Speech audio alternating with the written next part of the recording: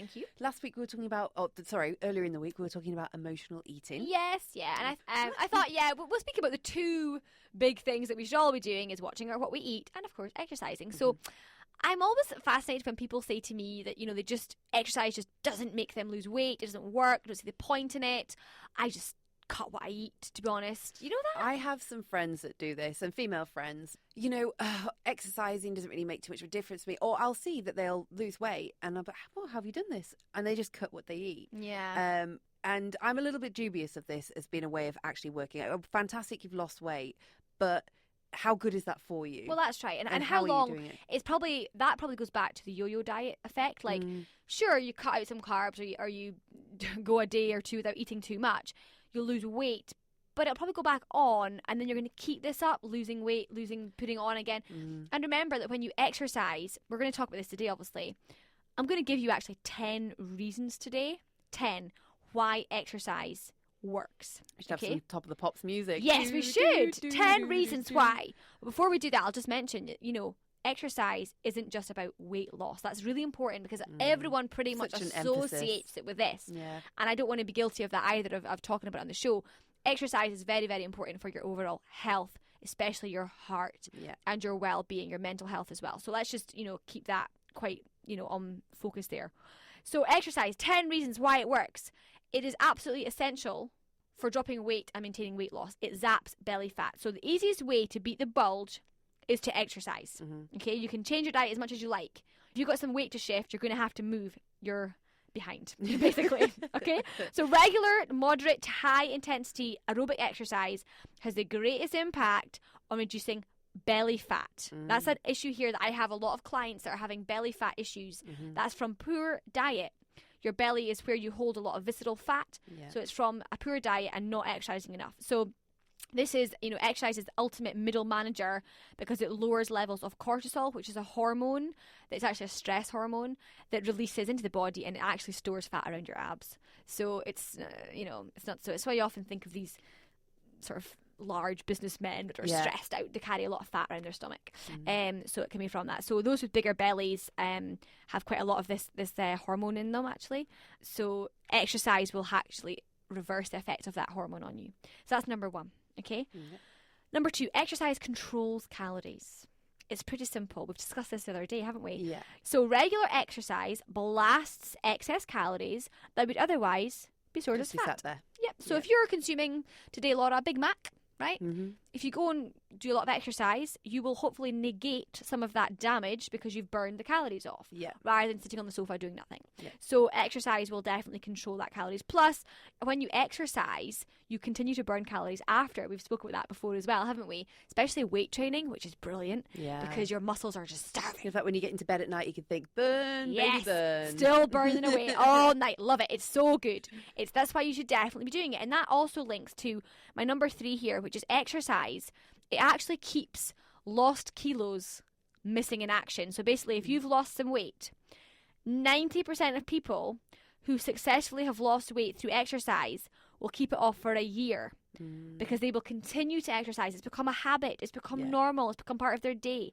So if you've just been on a diet, I've met my weight goal, what happens then? People tend to Where go... do you stop? How do you, get back into a normal... You're going to start exercising now? No, probably not. So that's why if you do the two together, if you exercise and eat quite well, long term, it's a lifestyle. It's not about, I've got a holiday or I've got a wedding, I've got to lose lots of weight for.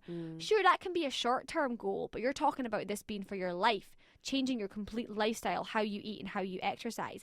So, exercise has even been prescribed by doctors for people who've undergone weight loss surgery because basically if you lose a lot of weight and you don't do any exercise, you won't have any tone or definition in your body. So strength. Yeah. Any of it. Yeah. Now, once you've stepped off that treadmill or you've put down the weights, that metabolism has been revved already, hasn't it? So that's number 4. Exercise boosts your metabolism. We've learned that before. You'll lose fat when you diet. But without exercise, you will also lose muscle. So that's not a good thing. No. We don't want to lose muscle. When we have, this is something that I always laugh at. People say, oh yeah, but muscle weighs more than fat. I'm like, right, 1 kilo of muscle weighs the same as 1 kilo of fat. Yeah. It's a kilo, It's right? the same weight. Yeah, it's the same weight. what it does is the fat takes up more space in your body. Yeah. Muscle takes up a lot. It's much more dense. So when you have more muscle in your body, maybe you weigh a little bit more on the scale, but you are smaller. Yeah. You look smaller. Your clothes size is smaller. So it's actually quite important because when you have more muscle, your body needs more energy to function on a daily basis. That's why big bodybuilders or wrestlers can eat and eat and eat, but they're pure muscle. Yeah. Because their muscles are so hungry for energy. Nom nom nom. Yes, so it's really important that you don't just go on a diet and lose lots of fat and muscle. You want to be exercising to maintain your muscle, which will in turn burn fat in the future. Number 5, exercise trims inches. So that number on the scale, like I've said, it doesn't really matter at times. You can have obviously more muscle, and like I've just said, you can appear smaller. So inches actually do matter. I definitely use clothes as a great indicator, and I think that we should all have a go-to. Like I have a pair of shorts that are my go-to pair. They're quite old now, but they're my go-to pair that if I still fit into them, I'm quite happy. And if I feel they're getting a bit tight, I'm like, oh, wait a minute, something's changed here. Now, we spoke about this the other day, actually, and that was emotional eating. So number 6 on my list, my top 10, is the exercise actually curbs emotional eating.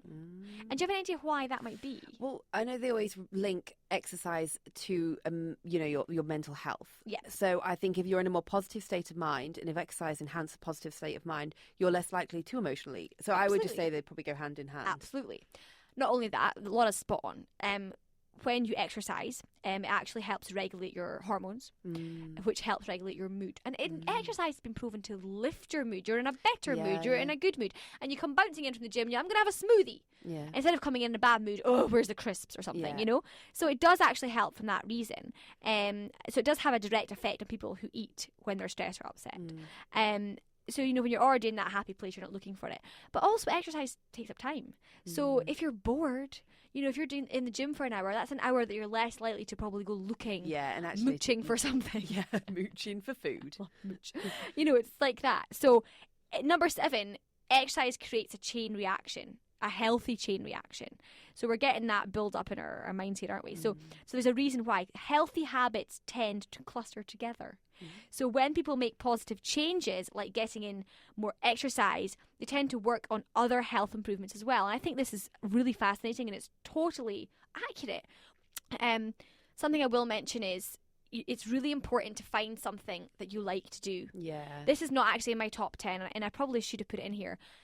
I say this to clients all the time. When you find something that you enjoy in an exercise point of view, you won't find it to be a chore anymore. No, it's not a ball and chain. Like, No. Some people hate the gym. They just don't want to go to the gym. That's right. The gym's not for you. And if the gym's not for you, then don't go. Find something else to do. Exercise stops hunger. We spoke about that before, didn't we? Yeah. People who exercise and sort of watch what they eat are actually less hungry than those who only diet. So if you're on one of these crazy diets, probably food is all you can think about right now. The scale. I have seen people get obsessed, right? And it's really it's not healthy to be like that. Like, to spend the whole day thinking about what you eat, thinking about what you weigh. You're just not defined by that, like as I've said before. So exercising can help that hunger pang, shall we say. Okay.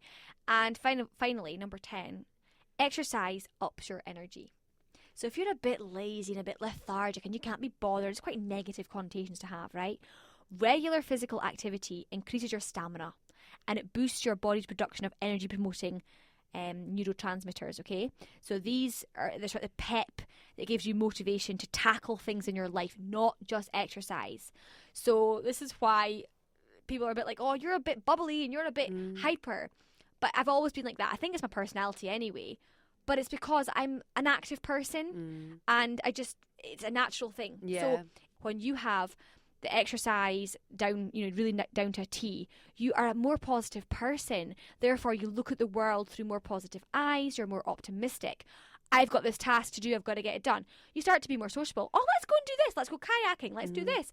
Let's do more. Let's go on holiday. You just become a more all-rounded, sociable and outgoing person. So exercise can help you with that. It can give you energy. And again, exercise also gives you stamina, as we've said. So it also increases your immune system. So you're less likely to get ill. Yes. When you do get sort of ill or injured, you recover a lot quicker. Yeah. So exercise is not just about weight loss. It's about giving yourself a much better life. We should all be moving a lot more. So please, I know it sounds like I'm preaching, but think about it, you know, it's for your overall health. No, absolutely. Certainly food for thought. Yes. Excuse the pun. And yeah, I think anything that, whether it's just think of all those different options that you're saying, like. Yeah. Laura and I we're attempting something new for us. Yeah. We're going kayaking. We're going kayaking. I'm looking forward to it. I can't wait. I've got a feeling like it could have disaster written all over it. But it'll be fine. We'll be fine. Strong swimmers. It'll be fun, and we're going to be seeing the mangrove. So we're also kind of, you know, sightseeing in Qatar at the same time. Seeing the nature that surrounds us and also getting some exercise. It'll be good fun. Well, we'll have reports of that on Monday. Yes, if we survive. Yes, we'll be back then. Thank you very much. Thanks. Bye.